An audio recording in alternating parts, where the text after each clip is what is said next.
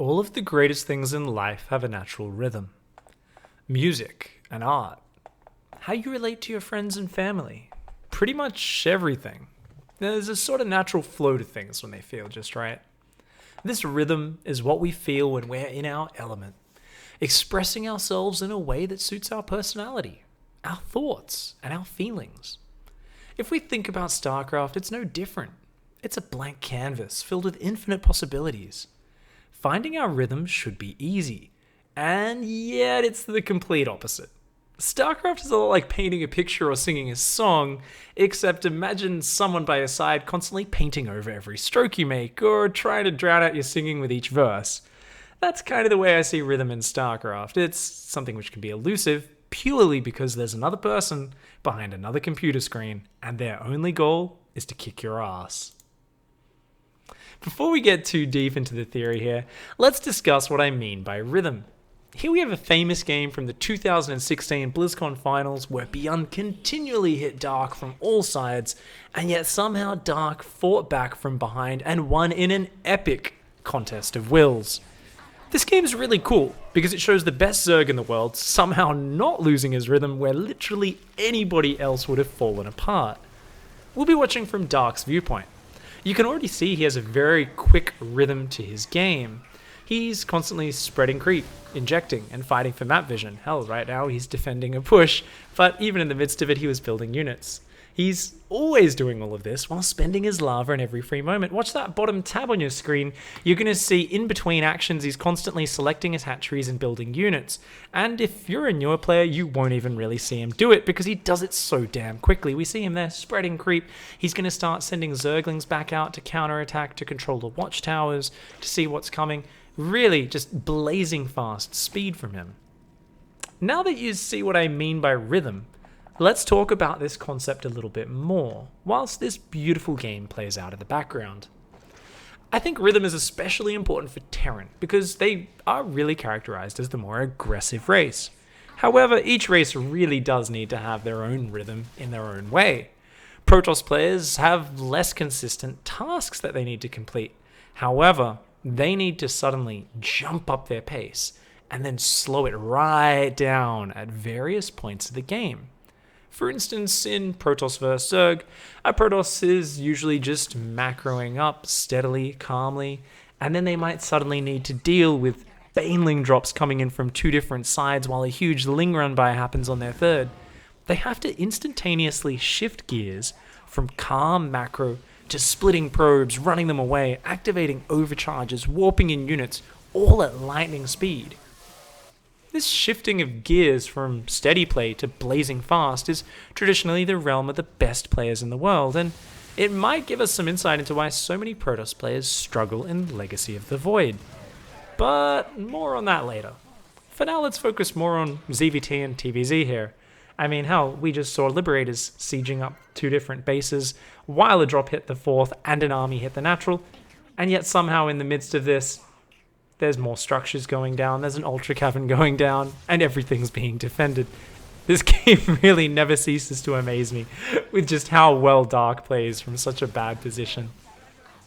So back to this matchup, let's talk about it a little bit more. ZVT and TVZ, I think this is it's not just I think, I have, from talking to many people, I know that this is the most satisfying matchup to a lot of players. But to some others, it's also the most frustrating matchup. I think this has a lot to do with rhythm.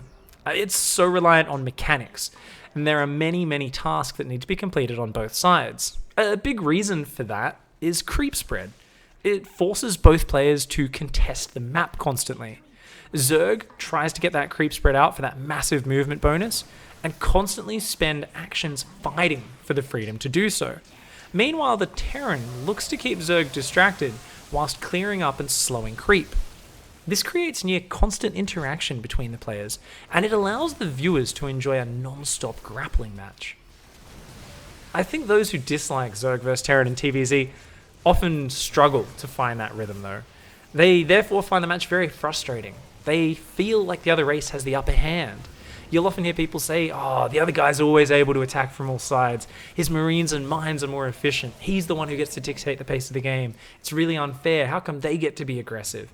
If I'm not looking, his banelings just roll over my units if I'm not looking for just 2 seconds. Yet, all of these complaints aside, if you take a step back and you look at the push and pull, the effort both players have to put in to find their rhythm just in their own play here, spreading the creep, yet alone when they're dealing with their opponent, also pushing them at the same time and pressuring them, it opens up an entirely new way of looking at how you approach beating your opponent. I personally have won many games simply by throwing my opponent off their rhythm. Indeed, many trademark aggressive Terran players who were kind of weak on the macro but had good micro, they made careers out of this in Wings of Liberty and Heart of the Swarm. They would just rely on dropping from all sides, attacking over and over again, all sorts of creative timings, really all just intended to throw their opponent off their game. They almost always looked outclassed, however, if their opponent deflected their early attempts to throw them off and pushed it into a macro stage. I think players that grow frustrated often do really need to find that rhythm. They need to find a way to bounce around, complete all their tasks. If the Terran's pressuring too much, they need to learn to even the APM scales, sending in small Ling and Bane counters, but not necessarily actively microing them. That's a really cool low APM, low cost way to really strain an opponent's actions and to totally disrupt their rhythm.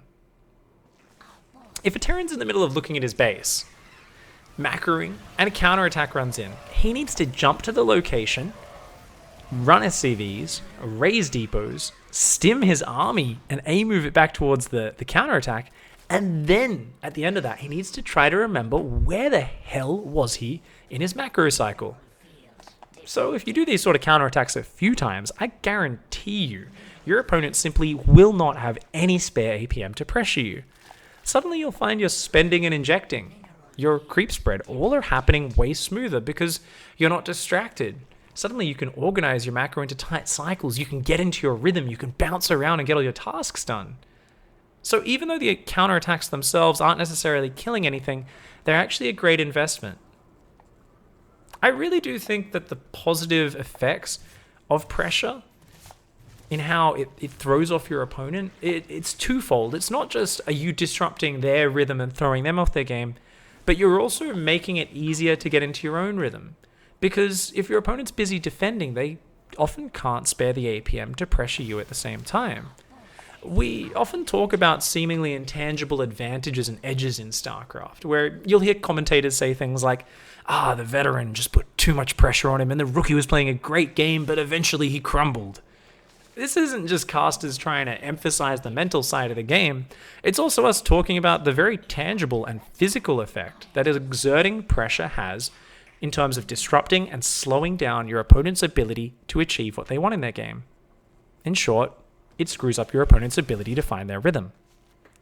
I personally recently had some hard times on ladder.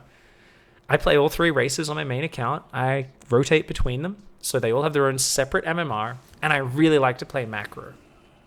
Some of you would have seen me grow quite frustrated on stream, as I struggled to execute defensive macro play in all matchups.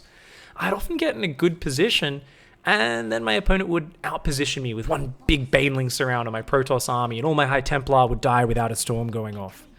Or in TVT, I'd be up in upgrades, up a base, and I'd let a Doom drop just boost into my main base, and I'd lose the game. I was getting really frustrated because it's just so hard to play that purely defensive macro play. My opponents were taking control of the tempo, taking control of the pace of the game, and I felt like I needed to play perfectly to hang on, and it just wasn't working out for me. I decided it was time for a change, but I didn't want to abandon macro and just start all-inning every game. However, I knew I needed to do something to disrupt my opponent's rhythm, and to make it easier for me to find my own rhythm. The answer was pressure. In Zerg vs Terran, I started sending in those counterattacks that I was talking about. Hell, I did it on the weekend in a tournament where I felt like I was in a pretty bad position, but I just started continually sending counterattacks around, looking for openings, sometimes sending them in and not microing them, other times sending them in to just threaten and then pulling them back. And even though I definitely felt I was behind, my opponent started making a lot more mistakes, and I found I could keep up with my tasks back at home because I alleviated the pressure on myself. It was really cool to see that effect straight away. Not always needing to do damage, but just finding a way to strain my opponent's APM, to stop them dictating the pace of the game. As Protoss, I started using Adept shades in the mid-game, where I would often just forget to use them, so shading 2 or 4 Adepts into my opponent's 3rd or 4th base whenever we start fighting in the middle of the map. Always keeping a Warp Prism on the map and just constantly trying to go in with that once every minute or so to try and do a bit of damage. As Terran, I focused on consistently doing small drops, something which I'd often ignored because I couldn't find direct damage with them in the past. But now I was making sure I was constantly doing just little drops here and there, and essentially, overall, my builds, Terran, Protoss, Zerg, were all the same. I was just doing a bit more pressure in the mid-game. I was putting a little bit more pressure on them. And suddenly, but just through this, assertive change in my play, I had huge bonuses in my results. Within a few games, I felt more confident, more in control than I had in a long time. There were games where my opponents would fall way behind to the pressure, and I'd get easy wins. There are other games where the pressure didn't really achieve anything directly, and I'd start to get that sinking feeling. Yet somehow those late game mistakes that, the Baneling surrounds, the Doom drops, I just wasn't letting them in anymore. I wasn't making these mistakes later on. Somehow just being more confident and controlling the pace of the game allowed me to find my rhythm, and I was more aware in the late game. I wasn't making the same errors. I realized also that my opponents weren't as free to attack me constantly. They couldn't always dictate that pace of the game. They needed more attention finding their own rhythm and would make a lot more mistakes just through this simple active pressure, even when it wasn't doing direct damage. I suddenly found my rhythm, and really it just felt like I was on fire, and it was such a relief and a good change up after a very hard time on ladder. So guys, to finish up, I do want to have a quick word about Protoss. I think specifically the change from Protoss's calm macro to high-speed defense is really hard to learn. I think most players, instead of necessarily trying to learn that in every situation and playing purely defensive Protoss, should really focus on doing what I did, where you actively use a prism. Try to poke in, do a little damage every minute or so if possible. Maybe even more if you've got the APM. I feel like this also forces you to play faster, and it almost keeps you warm. So when you get hit with multiple drops or multiple Ling run-bys, it allows you to not feel as jolted by a sudden change in pace. I really do recommend it. For those who still dislike defending as Protoss, if you're someone who's like, look, I'm just not digging Legacy of the Void macro, I think you should really study and learn from Patience. I think Patience's entire style is probably the opposite of his name. He really is focused on rhythm and action, right? He wants to bounce around doing tasks. Often his play is inefficient, and he does make some terrible moves and blunders occasionally, but he's just so good in scrappy situations, and he has a way of forcing his games to be matched with that fast-paced style of Protoss that he loves to play. Even though each race has its own unique strengths and weaknesses, styles which are dominant amongst the player base, I feel like Starcraft is such a diverse game, you should never feel like it forces you to play a way that you don't want to. I think there's a huge range of choice, and sometimes you just need to find a way to indulge the way you want to play the game. So to summarize, I know some of you probably phased out partway through the video, some of you probably skimming through. What really are the key points from today? What can you take away and use to start thinking about your own games in a different way? I think the first point is remember that rhythm is important.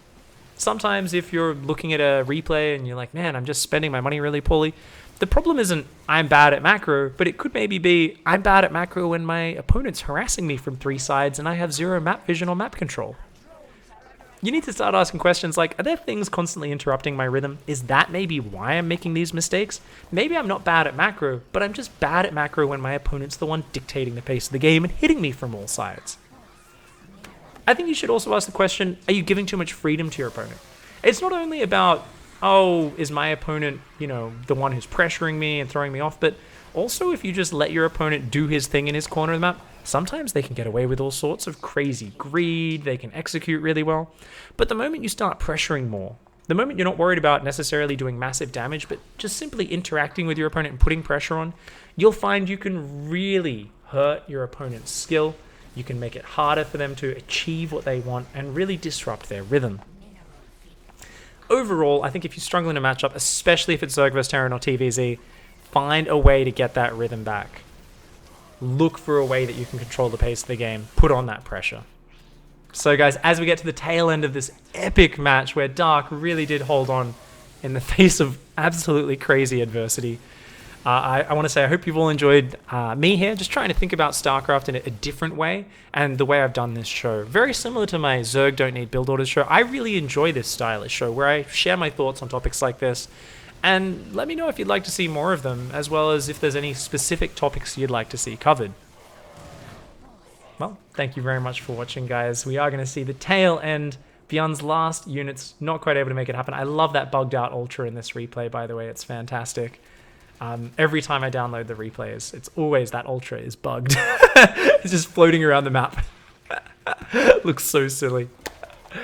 GG. Alright, well played, Dark. So guys, thanks for hanging out. Don't forget to hug a watermelon, kick a walrus, and of course, cunch a cactus to the poon. I'll see you guys next time. Goodbye and good night.